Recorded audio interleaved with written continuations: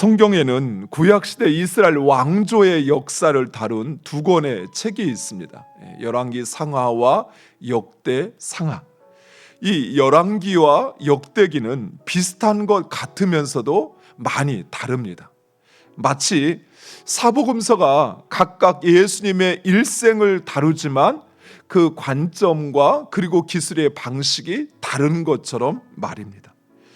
먼저 두 책 모두 이스라엘이 범죄하고 타락함으로 말미암아 하나님께 징계를 받았으며, 그러나 그들이 회개하면 구원받을 수 있음을 이야기하고 있습니다. 즉 핵심적인 주제는 같습니다. 그러나 열왕기는 북이스라엘과 남유다 왕국의 역사 모두를 다루고 있는 반면에 역대기는 남유다만을 중심으로 기술하고 있습니다. 또한 열왕기는 다윗의 말년으로부터 그 책이 시작되어집니다. 그러나 역대기는 오히려 더 거슬러 올라가 아담으로부터, 즉 아담으로부터 이어지는 족보로 시작하고 있습니다. 그리고 열왕기는 이스라엘의 역대 왕들의 그 문제점과 부정적인 측면이 강조되고 있는 반면에 역대기는 이스라엘 왕들의 긍정적인 측면을 부각시키며 서술하고 있습니다. 열왕기는 이스라엘이 멸망하던 시대로부터 포로 시대에 기록된 것으로 학자들이 추정을 하고 있습니다. 그래서 이 열왕기의 중심은 이스라엘이 왜 멸망할 수밖에 없는지라고 하는 것과, 그리고 하나님의 세계 만유의 주권적인 그 하나님의 특성을 강조하고 있습니다. 반면에 역대기는 이스라엘의 바벨론 포로 시대 이후에 귀환한 공동체가 기록한 것으로 학자들은 추정을 합니다. 즉 포로로부터 귀환한 이스라엘 공동체, 그들에게 가장 중요한 것은 무엇이었냐면 바로 이스라엘 백성들이 여전히 하나님으로부터 선택받은 민족이라고 하는 바로 그들의 그 정체성을 강조해야만 했던 것입니다.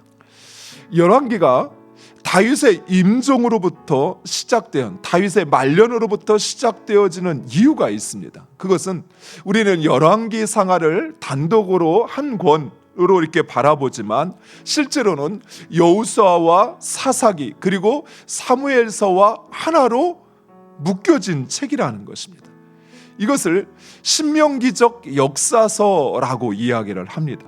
이스라엘 가운데 가장 위대했던 바로 그 다윗 왕의 노년이 이러하다는 현실입니다. 이처럼 인간은 유한한 존재입니다. 젊었을 때 또 자신의 힘이 있고 뭔가 해볼 수 있다고 생각할 때는 자신의 힘과 열정만으로 무엇이든 할 수 있다라고 생각하지만, 그러나 인간은 결국 늙고 그리고 죽는다라는 것이, 내가 아무리 하고 싶어도 할 수 없는 그런 상황들이 주어지게 된다라는 것이에요. 내가 가고 싶어도 갈 수 없는 그런 상황이 우리에게 찾아온다라는 것입니다. 따라서 진정 영원하시고 변치 않으시는 하나님, 오직 그 하나님을 의지하는 것, 그것이 우리의 그 유한함과 그 허무함을 깨닫는 존재라고 한다면 오직 그 하나님을 의지하는 것이 가장 지혜롭다는 사실, 우리는 그것을 잊지 말아야 한다는 것이에요. 이어서 스스로 왕이 되기 위해 반역을 도모하는 아도니아의 모습을 보여주고 있습니다. 다윗은 왕의 자리는 자신이 결정하는 것이 아닌 하나님의 손에 달려 있음을 그는 알고 확신했기 때문입니다. 바로 자신이 그렇게 이스라엘의 왕이 되었던 것이에요. 왕의 자리는 원한다고 해서 또 쟁취한다고 해서 얻을 수 있는 것이 아니라는 것이 오직 하나님의 선택과 선물이라는 사실입니다. 사랑하는 성도 여러분, 하나님은 바로 그 자리에 우리를 세우셨습니다.